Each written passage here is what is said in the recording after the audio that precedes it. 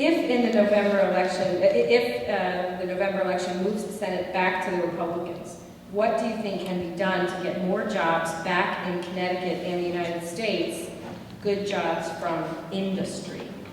Mr. Schiff, we'll start with you. Well, a lot can be done. Hopefully we can have some improvement in the state legislature and the governorship here so that we could get a reduction in the state level in government spending, in government regulation. I'll certainly do whatever I can on a national level to reduce the amount of government spending. Connecticut suffers disproportionately. We're probably one of the worst states in the country as far as how much money the government takes out of our state versus what they give back. So to the extent that I can cut as much government spending as possible, that will disproportionately benefit the state of Connecticut over other states. And I certainly want to work to try to repeal as many government regulations as I possibly can. There are so many rules and regulations that have come on us from a federal level that make manufacturing in particular uncompetitive and unprofitable. And we have basically literally taxed and regulated and spent our industries out of the country. And so I want to try to undo as much federal damage as I can so that the free market, so that individual entrepreneurs can create jobs, because Washington can't. We can certainly prevent them from being created, but we can't create them. Thank you. In Massachusetts, Scott Brown was able to defeat their Attorney General. How are you and your campaign most like Scott Brown's? I think, obviously the most striking similarity is that in each state you have a very popular Attorney General who is expected to win overwhelmingly the seat held by a Democrat who had been in office, and Kennedy was there almost half a century, Donald for 30 years. And hopefully we'll have a similar upset. I think there are a lot of problems with Blumenthal. I think that as the truth comes out about what he's done with his, in government, how he's been a major contributor to the decline of the Connecticut economy, how he's grown his department, the number of lawsuits that he's filed. The fact of the matter is he's a lawyer, he's a politician. That's not what we need right now in Washington. We have enough politicians, we have enough lawyers.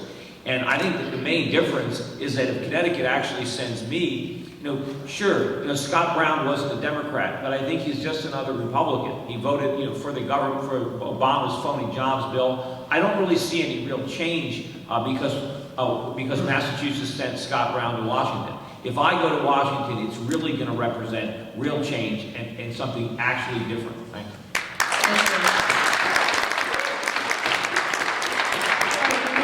Mr. Forrest is going to start. We have several questions on this topic, so don't panic if you run out of time.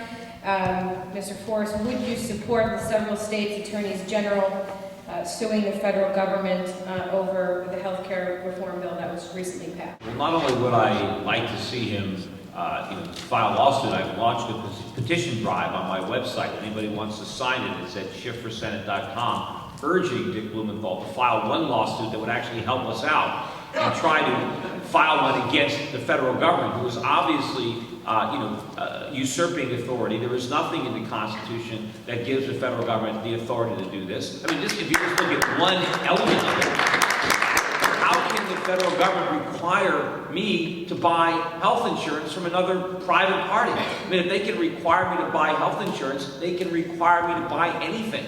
If they can require me to buy health insurance, they can ban me from buying health insurance. We are giving the federal government tremendous power to not only do damage with health care, but we're giving them basically unlimited power to wreak havoc throughout the United States. We're basically establishing our government as some type of a king with unlimited authority, and there is no constitutional restraint on what the government can do. We need to have our leaders in the state challenge this, and if not, even private citizens challenging it. The question is your stance on term limits for the federal representatives. I'm absolutely in favor of term limits. I think you're way too liberal. I don't want people in Washington for 15, 16 years. I want a citizen legislature. I don't think there should be something as a career politician. People shouldn't make politics a career. Our politicians, our leaders should be doctors, lawyers, businessmen, accountants, teachers, policemen who take time out of their lives, like jury duty or like joining the Army, and go to Washington. So I would absolutely like term limits. Personally, I'm only intending on serving one term, but I would also like to make it a lot less lucrative for politicians, for people to choose politics as a career. I'd like to abolish federal pensions. I'd like to require congressmen and senators to pay for their own health insurance. I don't want to provide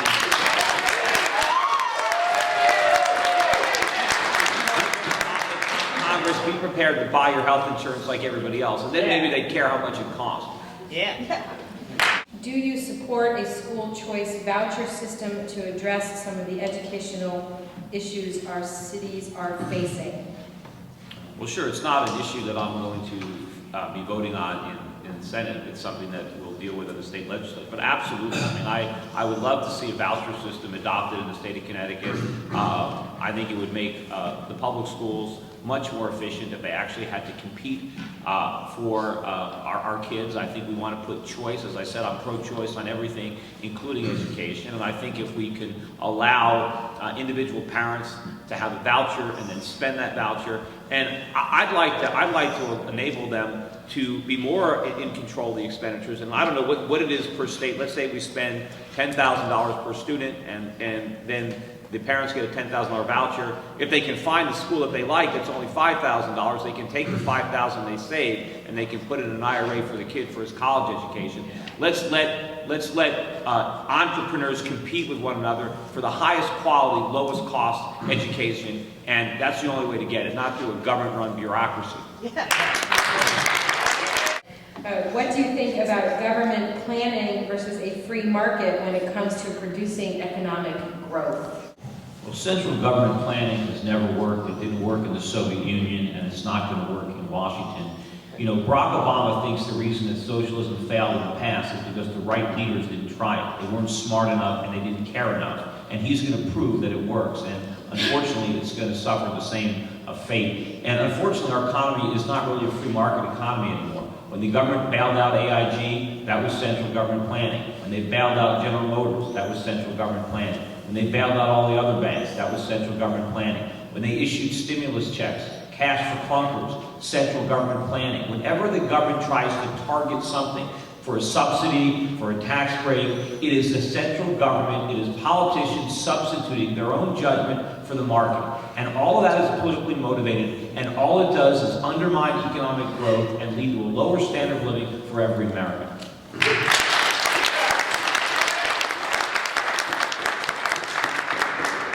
Thank you. All right, the next question we're going to start with Mr. Forrest, and it's a compilation of two separate questions from the audience, and it is this. If you do not win a majority at the convention, will you primary? And if you do not win the primary, will you run as an independent?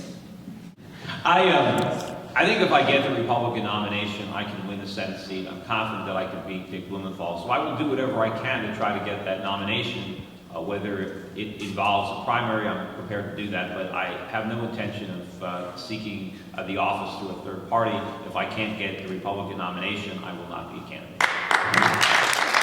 And the question is, Social Security is broken. How will you fix it? Be specific. You can't fix something that doesn't work. You know, Bernie Madoff is in jail right now because he did on a private level what Social Security has been doing on a public level. You know, Social Security appeared to work for a while because more people were putting in than were taking out. Well, that's already changed. Right now, the Social Security Administration is writing checks for in excess of what it's collecting. The problem is all the taxes that people paid in the past into Social Security, all that money has been spent.